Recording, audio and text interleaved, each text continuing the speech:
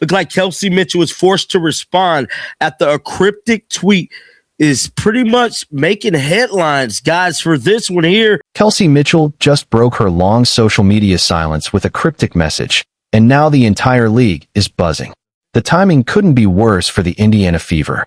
Do you think Kelsey Mitchell's post is a sign that she's leaving the Fever for good? Or is she just playing mind games during free agency? Let me know in the comments. Kelsey Mitchell is back in the news, but this time it's involving some social media drama. Now, if you guys don't know, Kelsey Mitchell really don't be on social media like that. She don't tweet. I don't believe she got a podcast. She kind of just stay out the way and play basketball. It's very similar to Caitlin Clark. Now, many people were saying a tweet that she put out is sparking rumors in regards to her future in India. Look, if you know anything about Kelsey Mitchell, you know she's usually the quiet, professional type. She doesn't have a podcast where she spills tea. She isn't live streaming her every move, and she certainly doesn't spend her days arguing with trolls on X. She usually just stays out of the way and plays basketball. Honestly, her social media presence is normally as dry as a desert, which is why, when she finally decides to type something out, everyone stops and stares. It's a very specific vibe. Normally, she lets her game do the talking. Guys don't know, Kelsey Mitchell has found herself in numerous headlines throughout the season. Some people saying that she was sneak dissing fans. Now, we seen it at the closing part of the season in a press conference of a clip with her, which I'm going to play in a minute. And we seen it come out with Stephanie White actually saying that she's building around Kelsey Mitchell, and she's pretty much the focal point of the. But apparently, the silence has officially been broken, and it's not with a Merry Christmas or a Happy New Year.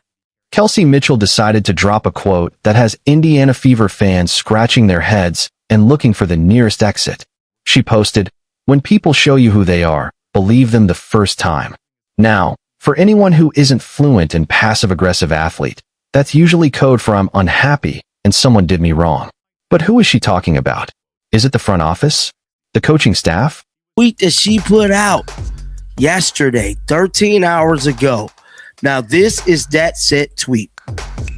Now, in this tweet, she states some things, man. She stated, when people show you who they are. Or is it the teammates who have been getting all the shine while she's been the one grinding in Indiana since 2018? The timing is just too perfect to be a coincidence. We're in the heat of the offseason, free agency talks are swirling, and Kelsey is out here dropping Maya Angelou quotes like she's a philosopher instead of a shooting guard. The irony here is thicker than a bowl of oatmeal.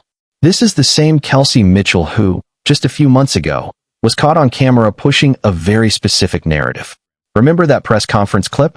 She was sitting there, repeating like a broken record, "We all we got. We all we need." She said it over and over. We all we got.